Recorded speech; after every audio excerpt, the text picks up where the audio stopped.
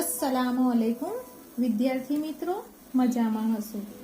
કાવ્ય 5નો વિડિયો જોયો હશે અને હોમવર્ક પણ કરી લીધું હશે। લેસન નંબર 6 અને પાઠનું નામ છે શુભ। એનું પાઠનું સાહિત્ય સ્વરૂપ છે પ્રસંગ કથા।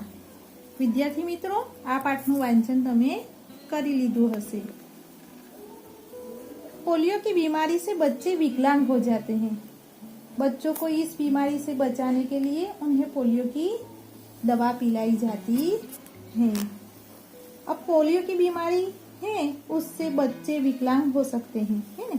बच्चों को इस बीमारी से बचाने के लिए दवाई पिलाई जाती है। जब आप छोटे थे तब आपको पोलियो की दवा पिलाई जाती थी। अगर आपके घर में छोटे भाई बहन होंगे उनको भी पोलियो की दवा पिलाई जाती होगी। इस सच्ची घटना में पोलियो विकलांग बालिका, उसका नाम है रेशमा। वह सूझबूझ से अपना काम लेती है। उसकी शारीरिक कमी उसके इरादों में कभी बाधा नहीं बनी। वह जिंदा दिली है। जिंदा दिली यानी बहुत मेहनती थी, खुश मिजाजी। वह किसी पर निर्भर नहीं रहती थी। वह जिंदा दिली एवं परिश्रम से अपना जीवन कैसे जी रही है इसका निरूपण इस घटना में किया है। सुबह सुबह रेशमा ने देखा कि घर के सभी लोग सफाई में व्यस्त हैं। व्यस्त यानी काम में लगे हुए हैं, है ना। कोई सामान झाड़ रहा है तो कोई मकड़ी के जाले उतार रहा है। रेशमा ने सोचा जरूर आज कोई खास बात है। सुबह सुबह सब लोग जल्दी उठ गए और सब लोग कुछ ना कुछ काम करने लगे, है ना। कोई मकड़ी के जाले उतारने लगा, कोई सामान झाड़ने लगा।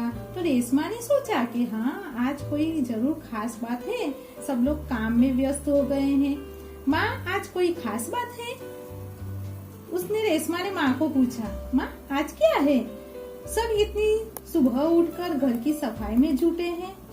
रेशमा ने उत्सुकता से पूछा। उत्सुकता यानी तीव्र इच्छा। हाँ बेटिया रानी, बिटिया रानी, प्यार में बिटिया बोलते हैं माँ।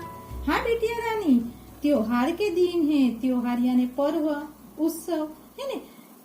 त्योहार के दिन है यानी त्योहार आने वाला है हमारे घर में। भूल गई क्या? तुझे मालूम नहीं? तू भूल गई? मैंने पहले तुम्हें बताया था नहीं। पहले से ही साफ सफाई हो जाए तो अच्छी तरह त्योहार का आनंद ले पाएंगे। घर की सफाई पहले से ही कर देते हैं तो हमारे त्योहार में बहुत आनंद आता है। घर बहुत अच्छा लगता है ना। हमारा भी त्योहार आता है तो हमारी मम्मी, हमारी बड़ी बहन सब अच्छे घर की साफ सफाई करते हैं। तो माँ ने बोला कि साफ सफाई हो जाए तो अच्छी तरह त्योहार का आनंद ले पाएंगे। माँ ने प्यार से रेशमा के गाल को सहलाते हुए कहा, प्यार से, मोहब्बत से उसने माँ ने रेशमा को कहा। ओ जो उद्गार चिन्ह से विस्मयादि बोधक चिन्ह। ओ मैं तो एकदम भुलक्कड़ हो गई हूँ। भुलक्कड़ यानी भूलने वाला, है ना। हम भूल जाते हैं, इसको हम भुलक्कड़ कहते हैं। तो रेशमा कहती ओ मैं तो एकदम भुलक्कड़ हो गई हूँ। पर माँ आपने मुझे तो कोई काम सौंपा ही नहीं। माँ आपने तो मुझे कोई भी काम सौंपा नहीं। मैं क्या करूँ बताओ माँ। वो दिल से, मोहब्बत से बोलती है कि माँ मुझे भी कुछ काम बताओ। सब अपने अपने काम में जुटे हुए हैं। तो माँ तुमने तो मुझे कोई भी काम बताया नहीं। तो माँ बोलती है अच्छा चलो पहले नहा धोकर तैयार हो जाओ। माँ ने बोला रेशमा को कि रेशमा चलो पहले नहा धो लो, तैयार हो जाओ, फिर बताऊंगी। है मेरे पास बहुत से काम है। मैं भी आपकी मदद करना चाहती हूँ, माँ ने प्यार से कहा। अब रेशमा ने रुआसी स्वर में, रुआसी यानी रोने जैसे स्वर में कहा, मदद तो मैं जरूर लूंगी।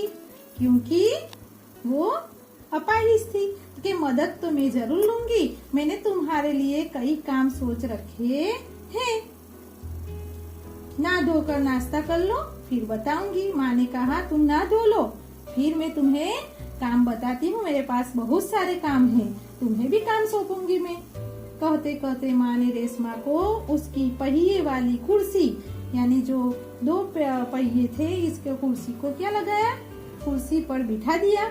और रेशमा ने अपनी पहिए वाली कुर्सी को धीरे धीरे धकेला, आगे आगे बढ़ाया और अपने दैनिक यानी रोज के कार्य में लग गई। जिस तरह वो रोज नहा धोकर नाश्ता करती थी, इस तरह वो कार्य में लग गई, क्योंकि उसकी माँ उसे काम सौंपने वाली थी। तो उसने बोला अब मैं नहा धो लूं, फिर मैं तुम्हें मदद करूंगी। रेशमा जब 5 साल की थी तभी से उसके दोनों पैर काम नहीं करते थे। उसे बहुत तेज बुखार हुआ और घुटनों से नीचे दोनों पांव एकदम बेजान हो गए। अब बेजान होना यानी उसमें जान नहीं होना, इसको हम निर्जीव बोलते हैं। इसमें जान नहीं थी उसके पांव में, क्योंकि उसको पोलियो हो गया था। उसकी वजह से उसके दोनों पैर बेजान हो गए थे, वो काम नहीं कर सकते थे, चल नहीं सकती थी।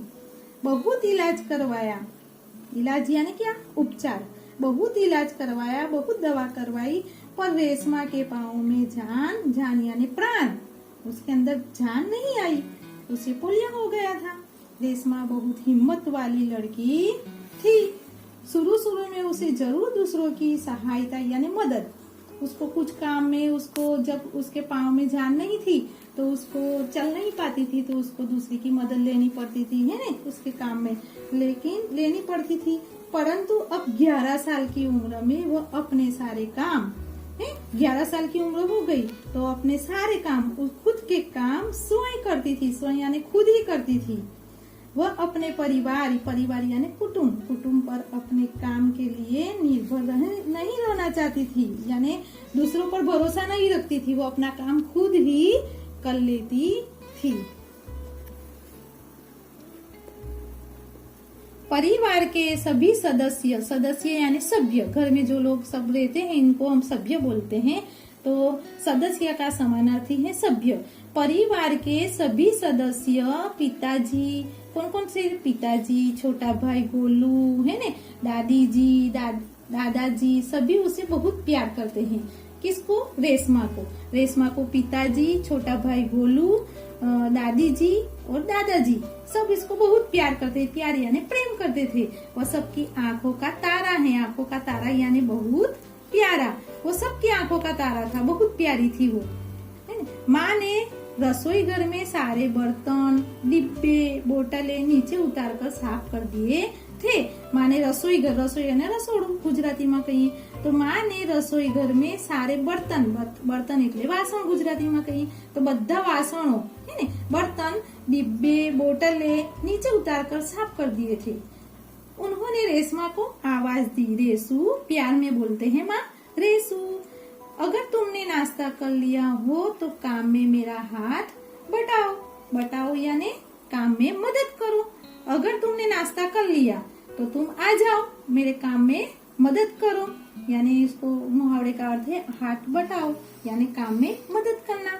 अब रेसू आती है, रेसू क्या बोलती, हाँ माँ, मैंने नाश्ता कर लिया, दूध का मेवे वाला दलिया बहुत अच्छा बना है। दलिया यानी दड़े गेहूं से बना खाद्य पदार्थ, है ना। दलिया तो आपने खाया होगा, तो अंदर मेवा डालते हैं, सूखा काजू, बादाम, किशमिश आदि अंदर डाल के बनाते हैं और इसको हम दलिया बोलते हैं। तो उसने मेवे वाला दलिया उसको बहुत अच्छा लगा रेशमा को, तो बोलती है कि माँ, दूध का मेवे वाला दलिया बहुत अच्छा बना है, माँ मैं हाथ धोकर अभी आती हूँ। रेशमा अपनी कुर्सी को धकेलते हुए रसोई घर में पहुंची। अब माँ को मदद करने गई। रेशमा माँ को बर्तन, डिब्बे, है ना, उस पर लेबल लगा कर पकड़ाती गई और माँ उन्हें व्यवस्थित ढंग से यानी सही जगह पर उसको सजाती गई। रसोई घर फिर से चमचमाने लगा। थोड़ी देर में तो रसोई घर बहुत अच्छा लगने लगा।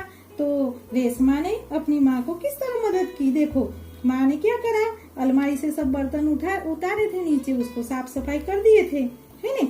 फिर रेशमा ने डिब्बे पर लेबल लगाए, फिर वह एक एक बर्तन और डिब्बा माँ को देती गई और माँ उन्हें व्यवस्थित ढंग से रखती गई, है।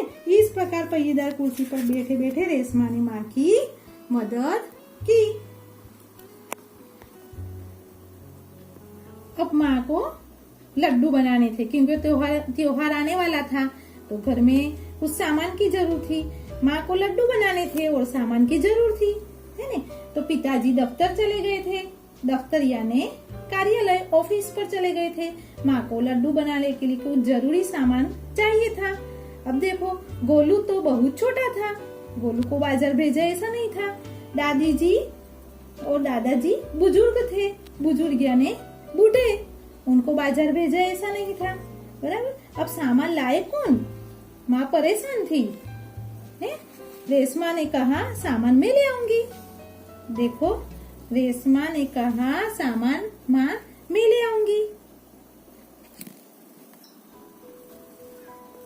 माँ को परेशान देखकर, है ना, रेशमा ने माँ से कहा कि आप मुझे सामान की सूची और एक थैला दे दीजिए, सामान मैं ले आऊंगी, है ना। रेशमा की आवाज में क्या थी? डरता थी। वो पहले भी एक बार सामान लेने गई थी। तो ठीक है, माँ ने कहा अच्छा तुम ही ले आओ, लेकिन ध्यान से जाना, सारा सामान नुक्कड़ वाली दुकान, नुक्कड़ यानी नाके, गली के आगे दुकान होती है, इसको हम क्या बोलते हैं? नुक्कड़ वाली दुकान। तो माँ ने बोला, क्योंकि माँ ने बोला कि लेकिन ध्यान से जाना, सारा सामान नुक्कड़ वाली दुकान से ही मिल जाएगा। थोड़ी देर बाद रेशमा सारा सामान लेकर लौटी। थोड़ी देर में रेशमा सारा सामान लेकर लौटी। उसने गोलू को आवाज दी, गोलू, ओ गोलू, ये लो तुम्हारे लिए टॉफी लाई हूँ, है। गोलू टॉफी पाकर खुशी से उछलने लगा। कुछ ही दिन बीते थे। एक दिन शाम को रेशमा का घर दियो यानी दीपक से झिलमिल और प्रकाश से जगमगाने लगा। जगमगाना यानी चमचमाना, बराबर, चमकाना। तो दिवाली का त्योहार था, इसके लिए सब दिए लगाए हुए थे। तो थोड़े ही दिन में रेशमा का घर दियो से झिलमिल यानी प्रकाश से जगमगाने लगा। पूरा मोहल्ला जगमगा रहा था। जहाँ रोशनी ही रोशनी थी, जहाँ देखो वहाँ सब में रोशनी ही रोशनी थी। क्या जमीन, क्या आसमान, है। तो क्या जमीन, क्या आसमान, जमीन और आसमान जाने समान ना लगते हो, इस तरह रोशनी लगती थी।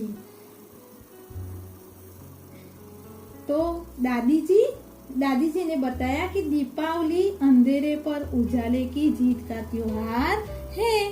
दादी जी ने उसको बताया कि दीपावली का त्योहार अंधेरे पर उजाले की जीत का त्योहार है, और बुराई पर अच्छाई और असत्य पर सत्य की सदा जीत होती है।